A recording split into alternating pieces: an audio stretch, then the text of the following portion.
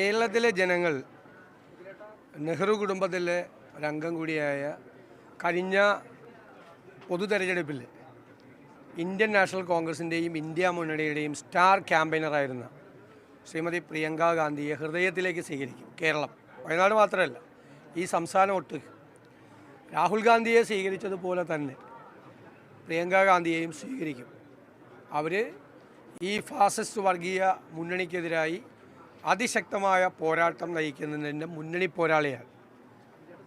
ഭയമില്ലാതെ, ഭീതിയില്ലാതെ, വിട്ടുവീഴ്ചകളില്ലാതെ വർഗീയതയുമായും ഫാസിസവുമായും ഏറ്റുമുട്ടുന്ന കോൺഗ്രസ് നേതാവാണ്. അഖിലേന്ത്യാ കോൺഗ്രസ് കമ്മിറ്റിയുടെ ജനറൽ സെക്രട്ടറിയാണ്.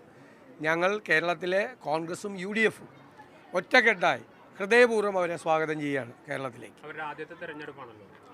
തീർച്ചയായിട്ടും ആദ്യമായിട്ടാണ് തെരഞ്ഞെടുപ്പിൽ മത്സരിക്കുന്നത്. ഇതിനു മുൻപ് അവസരങ്ങളുണ്ടായപ്പോഴും മാറി നിൽക്കുകയായിരുന്നു. രാഹുൽ ഗാന്ധി പറഞ്ഞു, രാഹുൽ ഗാന്ധി 2 മണ്ഡലത്തിൽ നിന്ന് വിജയിച്ചപ്പോൾ 2 മണ്ഡലത്തിനും സന്തോഷമാകുന്നൊരു തീരുമാനമെടുക്കും എന്നാണ് അദ്ദേഹം പറഞ്ഞത്. അപ്പോൾ അദ്ദേഹം റായ്ബറേലിയിൽ തുടരാൻ രാഷ്ട്രീയമായ കാരണങ്ങളാൽ റായ്ബറേലിയിൽ തുടരണം എന്നാണ് തീരുമാനമെടുത്തത്. ദേശീയ തലത്തിൽ UP ഇന്ത്യയിലെ ഏറ്റവും പ്രധാനപ്പെട്ട ഒരു സംസ്ഥാനത്ത് വലിയൊരു തെരഞ്ഞെടുപ്പ് കൂടി അവിടെ നടക്കാൻ പോകുന്ന സാഹചര്യത്തിൽ അദ്ദേഹം തുടരണം. എന്നാൽ വയനാട്ടിലെ ജനങ്ങളെ നിരാശരാക്കാതെ ശ്രീമതി പ്രിയങ്ക ഗാന്ധി ഇവിടെ മത്സരിക്കാൻ വേണ്ടിയിട്ടുള്ള തീരുമാനവും കോൺഗ്രസ് ദേശീയ നേതൃത്വം എടുത്തിരിക്കുകയാണ്. ഉചിതമായ തീരുമാനമാണ്, ആഹ്ലാദകരമായ തീരുമാനമാണ്.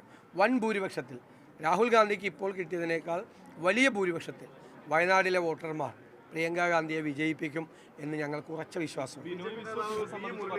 കോൺഗ്രസ് ഒരു നാടകം കളിക്കുകയാണ്. രാഹുൽ ഗാന്ധി ആദ്യമേ ഉത്തരേന്ത്യയിൽ മത്സരിപ്പിച്ചിരുന്നെങ്കിൽ ഇത്തരം ഒരു നാടകത്തിന്റെ വേഷം രാഹുൽ ഗാന്ധിയെ കൊണ്ട് കെട്ടിക്കേണ്ടിയിരുന്നില്ല എന്നുള്ളതാണ് ബിനോയ് വിശ്വം പറയുന്നത്. ഇന്ത്യയിൽ ആദ്യമായിട്ടാണോ രാഷ്ട്രീയ നേതാക്കന്മാർ 2 സ്ഥലത്ത് മത്സരിക്കുന്നത്? 2 സ്ഥലത്ത് മത്സരിക്കുന്നത് ആദ്യമായിട്ടാണോ?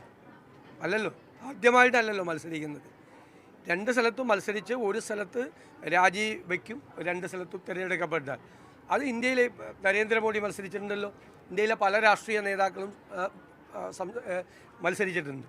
അപ്പോൾ ഉത്തരേന്ത്യയിലും ദക്ഷിണേന്ത്യയിലും ഒരുപോലെ മത്സരിക്കണം. നേരത്തെ ഇവരുടെ പരാതി ഉത്തരേന്ത്യയിൽ മത്സരിക്കാതെ ദക്ഷിണേന്ത്യയിൽ വന്ന് മാത്രം മത്സരിക്കുന്നു, കേരളത്തിൽ വന്ന് മാത്രം മത്സരിക്കുന്നു എന്ന് പരാതി പറഞ്ഞ ആളുകളാണ് ഇപ്പോൾ ഉത്തരേന്ത്യയിൽ മത്സരിച്ചതിനെ പരിഹസിക്കുന്നത്.